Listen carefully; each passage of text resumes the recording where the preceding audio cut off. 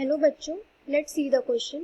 So the question is, when a bone breaks into more than two pieces, such fracture is called. Our options are given. First, simple fracture. Second, green stick fracture. Third, comminuted fracture. And fourth, compound fracture. So let's see what will be the key concept used here in this question. So first of all, the key concept. की concept में हम देखेंगे कि आखिरकार fracture कितने तरह का होता है।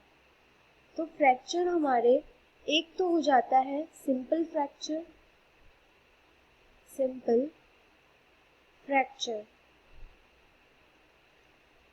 उसमें क्या होता है, सिंपल फ्रैक्चर में बोन तो टूटती है, बोन ब्रेक होता है, बट वो स्किन को टियर नहीं करता, स्किन को ब्रेक नहीं करता और एक्सपोज नहीं होता है एयर में।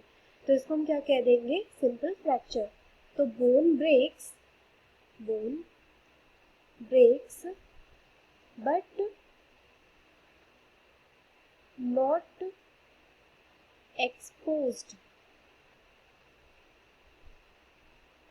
To the air. Bone break करता है बट वो एयर के लिए एक्सपोज नहीं होता है। सेकेंड टाइप का फ्रैक्चर हमारे पास कौन सा होता है, इसी में अगर सिंपल फ्रैक्चर है तो कंपाउंड फ्रैक्चर भी होगा। तो कंपाउंड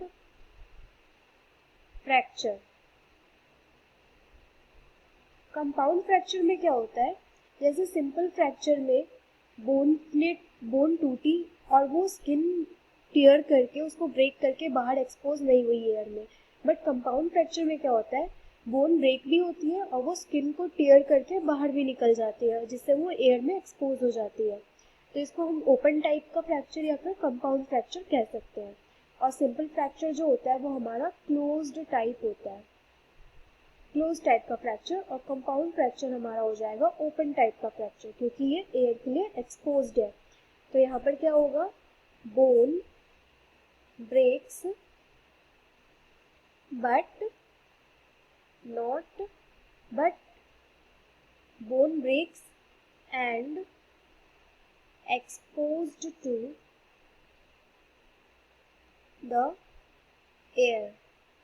बोन ब्रेक होती है और एयर में एक्सपोज भी होती है, तो उसको क्या कह देंगे, कंपाउंड फ्रैक्चर या open type of fracture.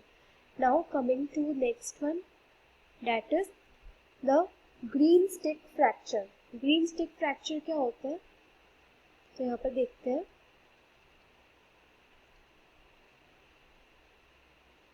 Green stick fracture. तो ग्रीन स्टिक फ्रैक्चर में क्या होता है, इसमें बोन जो होती है वो काफी सॉफ्ट होती है। जो बोन ब्रेक होती है, जिसमें फ्रैक्चर आ जाती है, वो बोन बहुत सॉफ्ट होती है। Bone is soft, hence it bends and then breaks. इसका मतलब ये हुआ कि नॉर्मल जो बोन्स होंगी वो तो ऐसे टूट जाएंगे सीधा सीधा, वो बेंड या फिर वैसा कुछ उनमें फ्लेक्सिबिलिटी टाइप की नहीं होती है।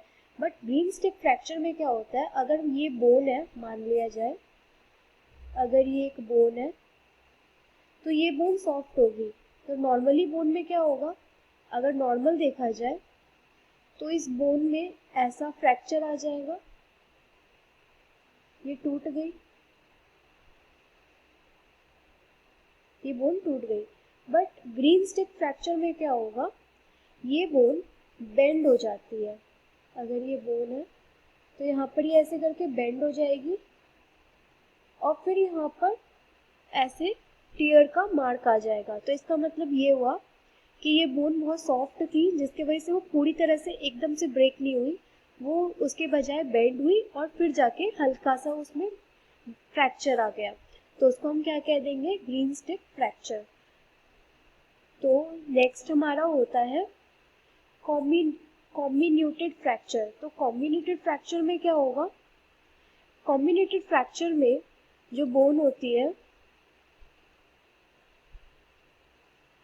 कॉम्बिन्यूटेड फ्रैक्चर। इसमें जो बोन होती है वो मोर देन 1 पीसेस में ब्रेक हो जाती है। अगर कोई बोन एक से ज़्यादा पीस में ब्रेक हो रही है, जैसे अगर मान लिया जाए ये बोन है,